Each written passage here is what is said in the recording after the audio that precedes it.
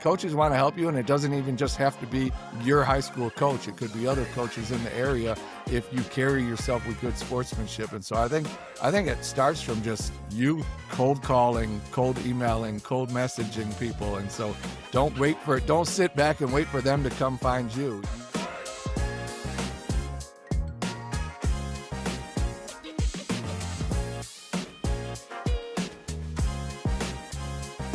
For families who don't have a lot of exposure or connections when it comes to recruiting, what are the most effective ways to get their student athlete in front of the right college program? Yeah, I mean, I think, again, just getting those videos and exposure out there and having those videos and just emailing coaches, sending a Twitter X message coaches, having your coach do the same for you. And obviously, if you're a great person and a great teammate, that coach is going to go out of their way. Your high school coach or AAU coach is going to go out of their way to reach out to any connection possible. And then even other coaches of potentially, I know, like you mentioned, Coach Staley, like when he was at AC Flora, he had connections with tons of kids from other teams, and it was from other schools, and if they asked him, hey, coach, like, you got any connections? Can you help me out? I mean, Coach Staley would if they were good people.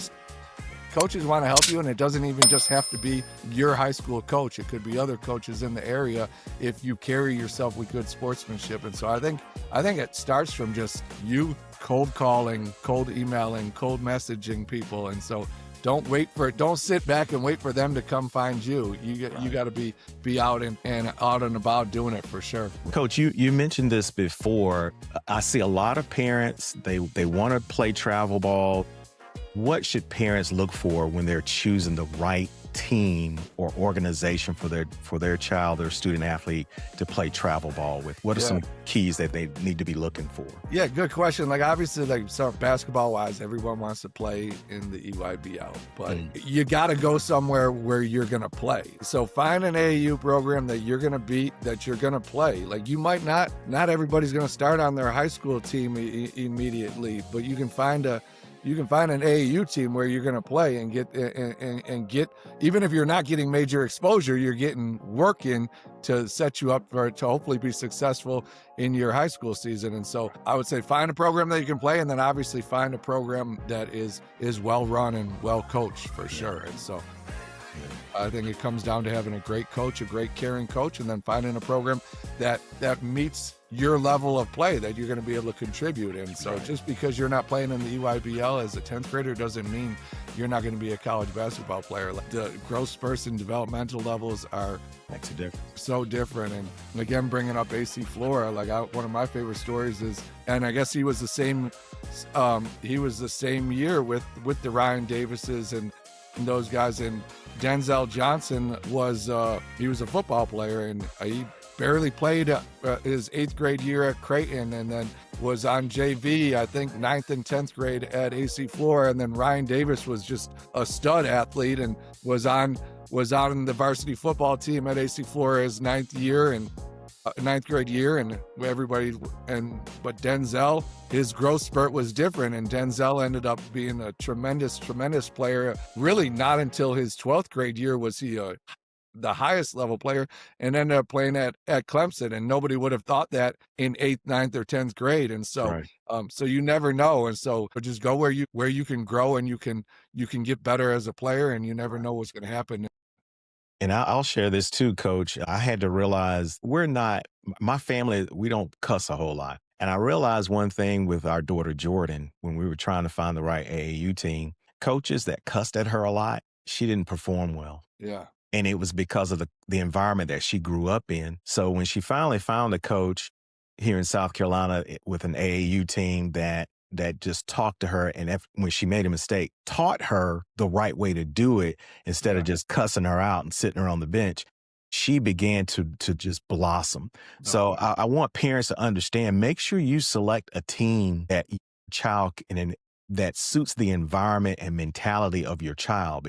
If they can't handle people yelling at them, then you need to look for a coach that fits their style or fits their character. So that's extremely important as No, well. quite. Yeah, that's a great point. And Yeah. that's one of the people talk about, oh, well, AAU's watered down now. It used to be only like select players could play AAU. And now there's an AAU team for everything. But that's Yeah. Yeah. one of the good things though, that you can select your program, you can select your coach, you can play for a team that fits your playing style, or the coach fits how you like to be coached. And you Right. don't always get that opportunity at the high school level, but Very in the true. summertime you could do that. So yeah. Yeah.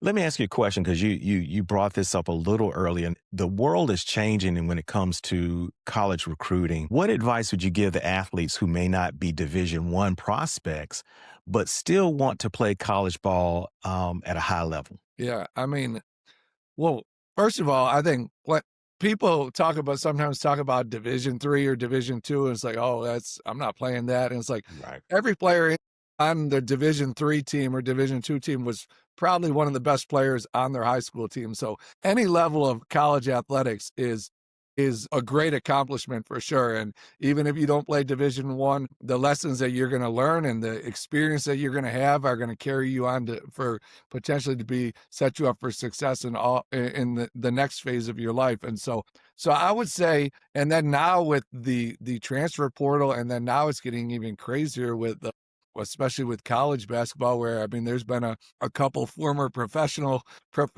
players that are now going back to college, which it Yeah. doesn't make any sense. So you got 25-year-old guys that are playing Division I, and so I would say, again, back to the AU model, like go somewhere that wants you, go somewhere that fits your playing styles, go somewhere that you can play. And so I've even talked to some of our guys here at Oak Hill that they're like top 150 players in the nation, and they got some Power 5 offers, but they're probably, the odds of them going in there and making an impact right away as a freshman are not great, and they may end up getting buried on the bench their first year, and then they're going to get in the transfer portal and look to go down next year to play.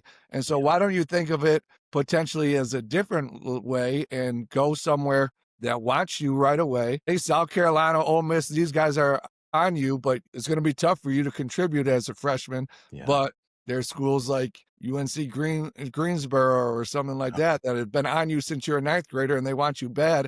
You can go there, play, be impact, who knows, all conference, and now you potentially could put your name in the transfer portal and make a lot of money playing up instead of transferring down. It's definitely getting interesting with all of the things with NIL and the transfer portal. And I mean, I just saw, I don't know if you, Deontay Neal, he's a point guard in the Charlotte area.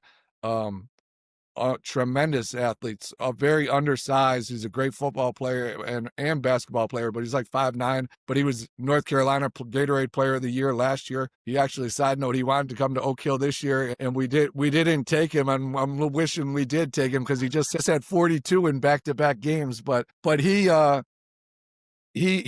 just committed to UNC Greensboro, and in this last summertime, a lot of Power 5 schools ended up coming out and offering him, and he ended up committing to UNC Greensboro. And he's like, they've been on me since day one, and they wanted me, and they've shown me love, and I know that I have a great connection with the coaches, and I'm going to be able to go in there and contribute right away. So I mean, I think Great.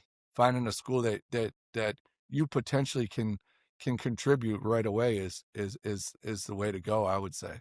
Coach, let me ask you this. You see this a lot. You're seeing the recruiting process, and you're intimately involved with recruiting. When coaches are evaluating the student athlete, are they watching the parents as well? That's a good question. I mean, I would say the high school level for sure. The high school level is like if you're a private school and you're recruiting athletes like we are. I mean, I think the parent definitely comes into play.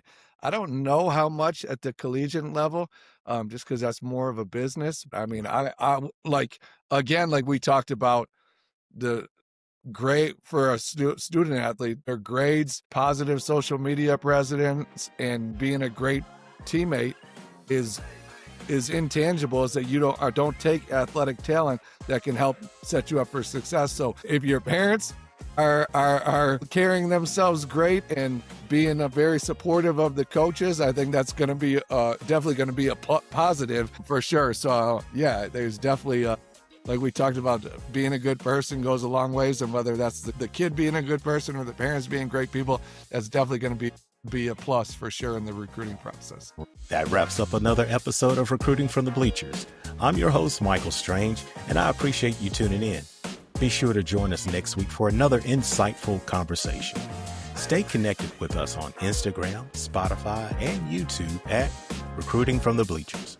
Like, share, and follow to keep up with the latest updates. And don't hesitate to leave your comments and questions. We'd love to hear from you. For a deeper dive into the basketball recruiting process, check out our book, Basketball Recruiting, A Parent's Perspective, available now on Amazon.com. Parents, remember, from the bleachers to the big leagues to the boardroom, let's keep cheering and steering our student athletes towards success. We'll see you next time.